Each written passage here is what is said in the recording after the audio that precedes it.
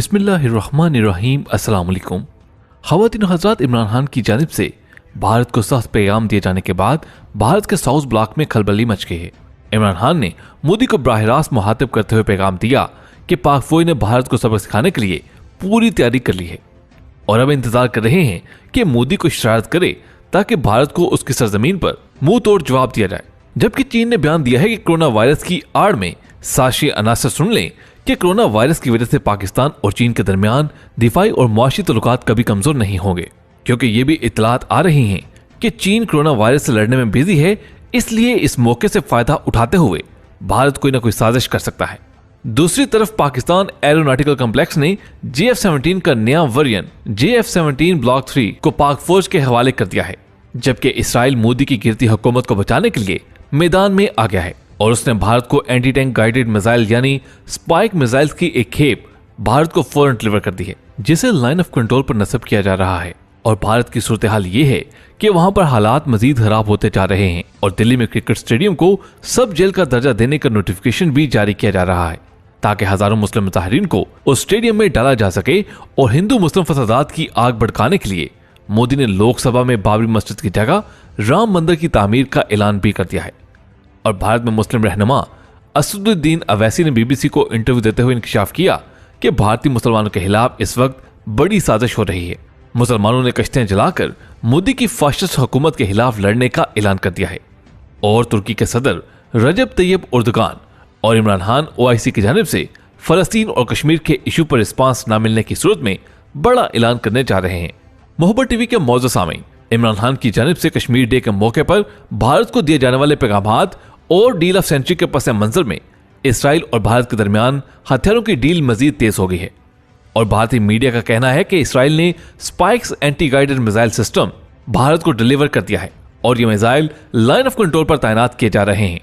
लेकिन भारतीय फौज की सियाचिन और लद्दाख में सूरत हाल इंतहाई बदतर होती जा रही है। गुज़श्ता दिनों भारत की डिफेंस ऑडिट रिपोर्ट में इंकशाफ किया गया है कि सियाचिन और लद्दाख में फौजियों के पास राशन की शदीद कमी है और उनके पास मुनासिब हथियार और वर्दियां मौजूद नहीं हैं।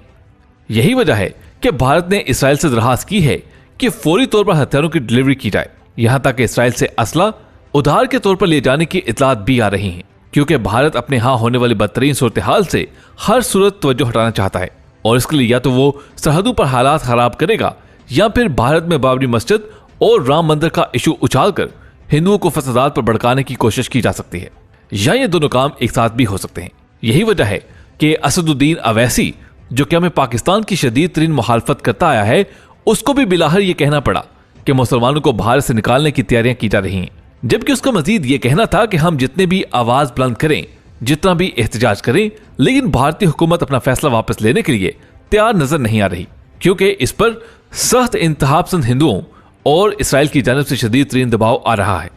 कि वो मुतनाज़े कानून को वापस ना ले, क्योंकि अगर मोदी मुसलमानों के खिलाफ इस कानून को वापस लेता है तो इसे हिंदू तवा की शिकस्त समझा जाएगा और शिकस्त का इल्जाम हिंदू इंतहापसंदों से बर्दाश्त नहीं होगा। जबकि इसराइल बीजेपी की हुकूमत को गिरता नहीं देखना चाहता।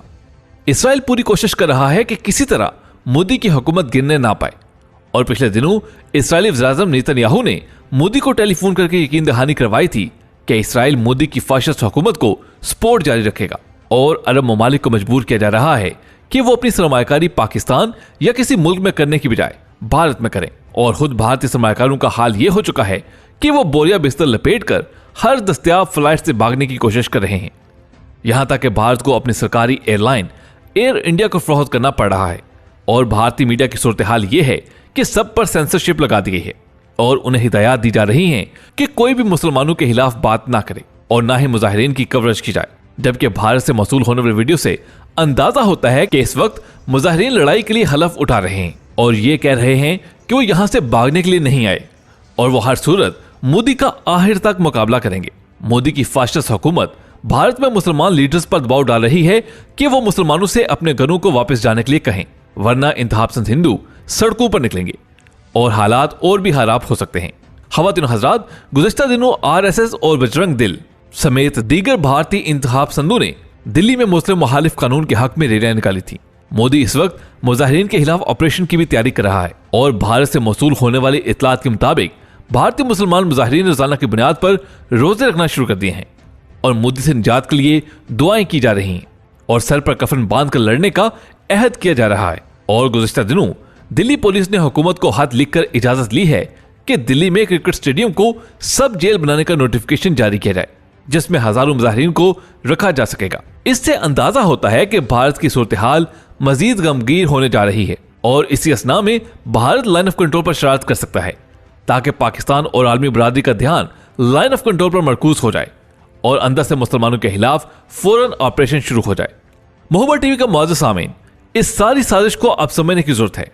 कि अभी से ही भारत के मुख्तलिफ इलाकों में सीसीटीवी कैमरों को नकारा किया जा रहा है ताकि इन सारे वाकयात को कैमरे की आंख कैद ना कर सके। इसी तरह एक और वीडियो सोशल मीडिया पर सर्कुलेट कर रही है जिसमें एक भारतीय इंतखाबपसंद हिंदू औरत कहती है कि चाहे रोटी महंगी हो जाए या प्याज, हमें हिंदू तवा पर फाखर है और हम मोदी को सपोर्ट करते रहेंगे। अगर आप इस वीडियो से अंदाजा लगाएं तो आपको पता चलेगा कि इस वक्त आरएसएस और मोदी की फाशिस्ट हुकूमत ने किस तरह अवाम में नफरत पैदा कर रखी है और खुलम खुला हिंदू तवा का नारा लगाते हुए हिंदुओं को मुसलमानों के खिलाफ भड़काया जा रहा है। इसी तरह एक और वीडियो भारत में वायरल हो रही है जिसमें मुबैना तौर पर एक दाढ़ी वाला शख्स मंदिर में जाकर बुतों के आगे झुक जाता है और जूते लेकर मंदिर में दाखिल होता है। और इस वीडियो के बाद भारतीय इंतखाबपसंदों का कहना था कि जिस तरह ये शख्स मंदिर में जूते लेकर गया और हमारे बुतों की बेहुरमती की, अब हम भी इसी तरह मस्जिद में जाएंगे और यही कुछ करेंगे। जबकि कुछ लोगों का कहना था कि बीजेपी के जानिब से इस तरह की शरारतें दनिस्ता की जा रही हैं और इसको घर वापसी तहरीक का एक शाहसाना करार दिया जा रहा है। वाज़ेह रहे कि घर वापसी की तहरीक आरएसएस की तरफ से लॉन्च की गई थी जिसका मकसद मुसलमानों को वापस हिंदू बनाने की तरगीब देना था और मोदी की हुकूमत आते ही ये घर वापसी तहरीक बाकायदा शुरू कर दी गई जिसमें जबरदस्ती गरीब लोगों को सर पर टोपी पहनाकर उनके हाथ में प्रसाद रखकर तस्वीर खींची जाती थी और ये तासुर दिया जाता था कि मुसलमान हिंदू मजहब की जानिब राग़िब हो रहे हैं। ये सारे हथकंडे भारत के अखंड भारत और हिंदू तवा एजेंडे को फरोग देने के लिए किए जाते रहे हैं। लेकिन मुसलमान मुखालिफ बिल पास होने के बाद अब बिल्ली थैले से बाहर आ चुकी है। मोदी को अपनी हुकूमत गिरने का खतरा लाहक हो चुका है, इसीलिए इसराइल ने स्पाइक नामी मिसाइलों की डिलीवरी फौरन शुरू कर दी है ताकि भारत को लाइन ऑफ कंट्रोल पर फॉल्स फ्लैग ऑपरेशन के लिए मजबूर किया जाए। जबकि आर्मी चीफ जनरल कमर जवेद बाजवा की जानिब से गुज़िश्ता दिनों ये ऐलान किया गया था कि कश्मीर की आज़ादी का वक्त करीब आ रहा है और जैसे ही भारत में मुजाहिरे शिद्दत इख्तियार करेंगे तो ये वो वक्त होगा जब कश्मीर के हवाले से बड़े वाकयात रूनुमा हो सकते हैं, क्योंकि भारतीय फौज का बजट खत्म हो चुका है। भारत चीन के साथ मामला तय करके अपनी फौज चीन की सरहदों से हटाकर कश्मीर पर लगाना चाहता है जिसमें उसे नाकामी हुई है। जबकि सीआरपीएफ का बजट खत्म होने के बाद सियाचिन और लद्दाख से खबर आई है कि वहां पर तैनात भारतीय फौजियों की सूरत हाल बदतरीन है। उनको खुराक की शदीद किल्लत का सामना है और मुनासिब ग़िज़ा और वर्दियां न होने की वजह से उनकी हिम्मत अब जवाब दे चुकी है। फौज का मोराल डाउन हो चुका है। जनरल बिपिन रावत जिसे चेयरमैन डिफेंस स्टाफ बनाया गया था, वो मुसलसल इसराइल को पैगाम दे रहा है कि मुश्किल वक्त पर भारत का साथ ना छोड़ा जाए। जबकि इसराइल भारत को डील ऑफ सेंचुरी प्लान पर अमल दरामद करने के लिए पाकिस्तान के खिलाफ इस्तेमाल करना चाहता है। यही वजह है कि इमरान खान के दौरा मलेशिया के बाद तुर्की के सदर रजब तैयब उर्दगान का दौरा पाकिस्तान इंतहाई अहम समझा जा रहा है। जबकि ये भी इतलात आ रही हैं कि मोदी को कुछ लोग मशवरा दे रहे हैं कि मुसलमानों को किसी तरह झांसा दिया जाए कि उनके खिलाफ एनआरसी यानी मुस्लिम मुखालिफ कानून लागू नहीं किया जा रहा और जैसे ही मुजाहिरा खत्म हो जाए तो चंद दिन बाद फौरन इस मुतनाज़ कानून को दोबारा लागू कर दिया जाए